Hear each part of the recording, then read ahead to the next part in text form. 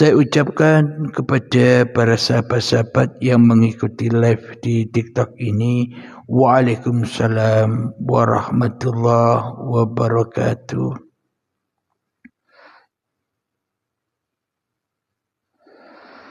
Ini ada pertanyaan dari sahabat-sahabat kita di komentar.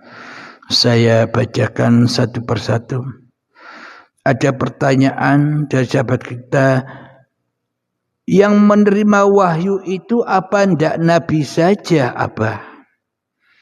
Ya, tergantung kita jadi nabinya siapa, tergantung kita jadi rasulnya siapa, tergantung kita jadi pesuruh siapa. Kalau kita jadi nabinya, rasulnya, utusannya, pesuruhnya, hawa nafsu, ya yang diterima ya wahyunya. Setan, bukan wahyu Allah. Karena yang dipertuhankan di dalam dada setiap manusia, ya termasuk saya, masih hawa nafsunya, masih setannya, masih iblisnya, ya yang didatangkan di dalam setiap waktu, setiap saat, ya wahyu, ilham dari setan. Yang mana yang selalu menjauhkan manusia dari Tuhannya, tidak bisa lillah tapi linas. Kita selama ini jadi nabinya, jadi rasulnya, jadi utusannya, jadi pesuruh iblis dan setan. Sehingga kita menyangka nabi, rasul hanya yang terwujud, hanya yang kita pahami selama ini, itu saja dulu. Dongeng-dongeng saja, kita tidak tahu keberadaan rasul dan nabi itu sendiri. Kita hanya didongeng-dongengi oleh iblis dan setan supaya kita tidak bisa jadi nabinya Allah, supaya kita tidak bisa jadi rasulnya Allah, supaya kita tidak bisa menjadi pesuruh Allah, agar kita tersesat di dalam dan menjadi nabi, rasul, utusan, pesuruhnya setan saja. Inna syaitana lakum aduwwum mubin. Sesungguhnya setan itu adalah musuh yang nyata bagimu. Nah, di dalam diri kita yang wujud siapa? Allah kah atau diri kita? Bila yang wujud diri manusia kita yang ada, ya itulah setannya. Itulah yang selama ini menjadikan kita pesuruh-pesuruh, menjadikan kita rasul-rasul, menjadikan kita nabi-nabi, yang mana agar kita tidak bisa kembali kepada agama Allah. Sehingga cerita-cerita yang ada di dalam Al-Quran itu tentang tentang para nabi dan para rasul, seolah-olah itu kisah dahulu, kisah hanya dongeng-dongeng wae, rano buktine. Jadi sebenarnya kisah-kisah itu nyata, ada buktinya. Di mana buktinya? Di dalam hatimu sendiri-sendiri. Kalau kita bisa membaca Al-Quranul Qadim, membaca Alkitab yang Qadim yang ada di dalam dada kita.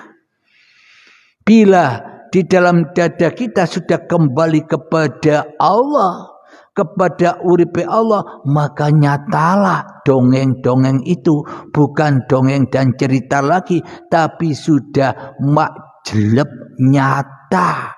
Siapa nabi dan rasul yang sesungguh-sungguhnya? Oh, ternyata selama ini aku hanya menjadi rasul, menjadi utusan, menjadi pesuruh hawa nafsu saya sendiri saja, sehingga aku tidak bisa lillahi ta'ala, kecuali selama ini dengan semua apa yang ku perbuat pasti endingnya pulang kepada al-mulk, kepada malik kepemilikan manusianya yang merasa mengaku-akui manusianya yang hidup, manusianya yang wujud, manusianya yang bisa apa-apa. Disitulah kita tidak bisa kembali pulang kepada rahmatullah, tapi kita pulang hanya kepada kebohongan, kedustaan iblis yang selama ini kita jadikan sesembahan, setan yang selama ini kita jadikan raja di dalam dada kita. Semoga bisa dipahami ya Kang Mas tentang wahyu itu. Tergantung manusianya jadi nabi dan rasulnya siapa.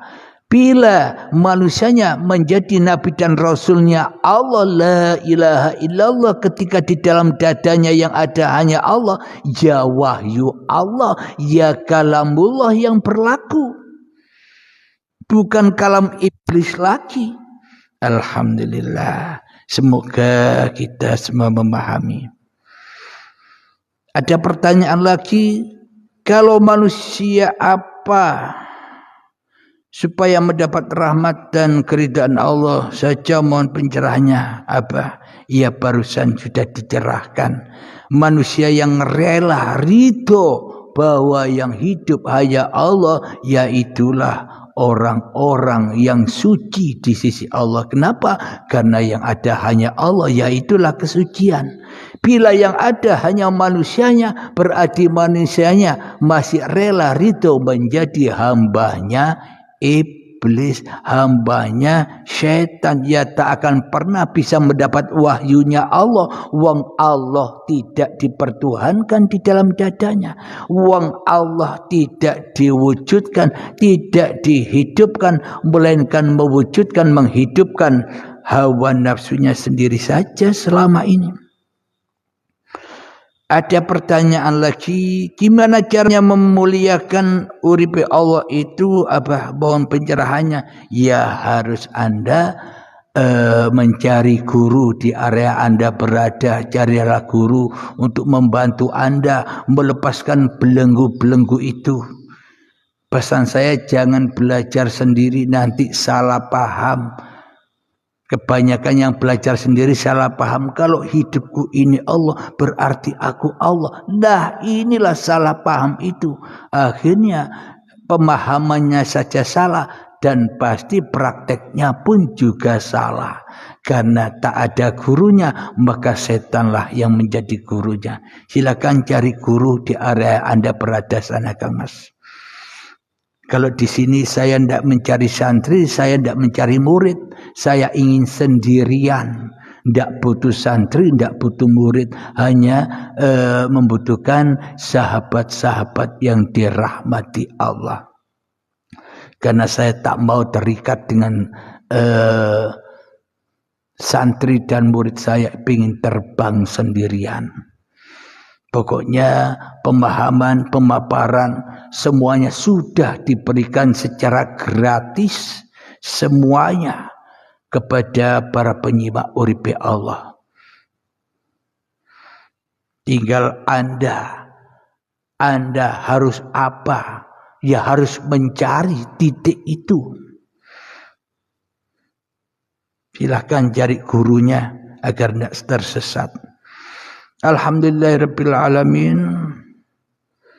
Ada pertanyaan lagi, supaya tidak terbudak hawa nafsu dan supaya mati sebelum mati. Caranya gimana? Ya itulah, temui guru, carilah guru dan berbaiatlah. Asalkan sang guru itu bisa mengeluarkan Anda dari belenggu penjara hawa nafsu Anda. Bisa mengeluarkan dari ikatan-ikatan yang mengikat Anda selama ini.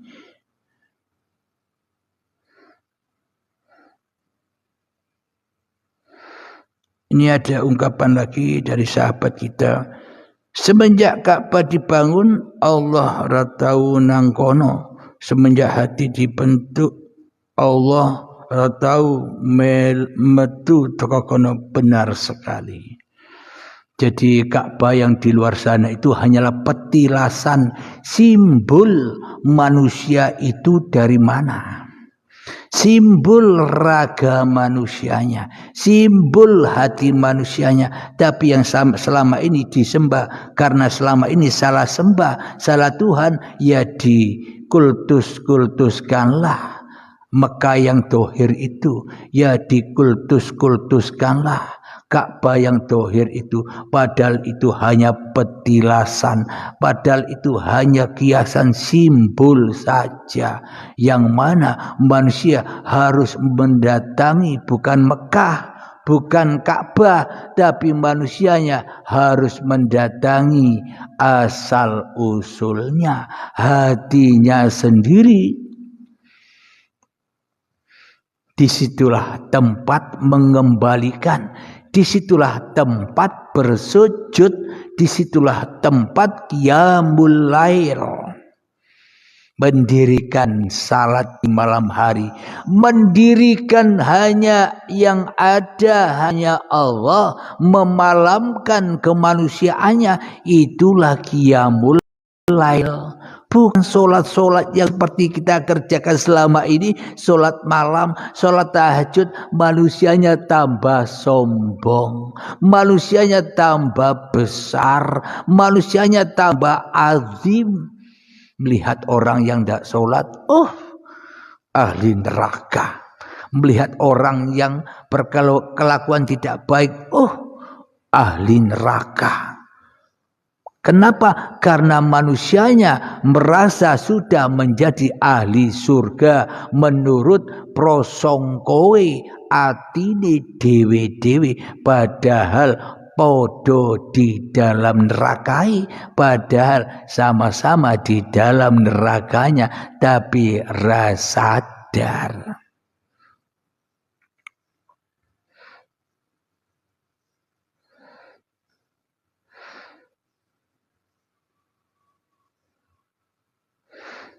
Alhamdulillahirabbil alamin.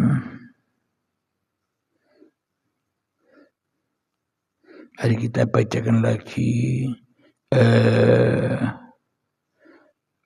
pertanyaan-pertanyaan sahabat.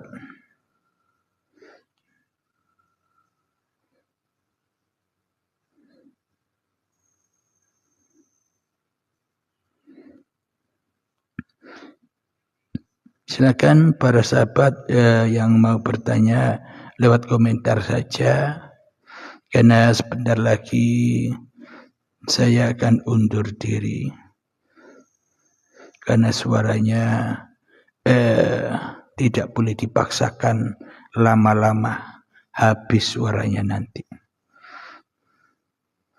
Alhamdulillahirabbil alamin. Semoga apa yang dipaparkan selama ini bisa dipahami semua, termasuk saya juga. Semoga selalu di dalam petunjuk-petunjuk Allah. Amin ya rabbal alamin. Akhirul kalam, assalamualaikum warahmatullahi wabarakatuh.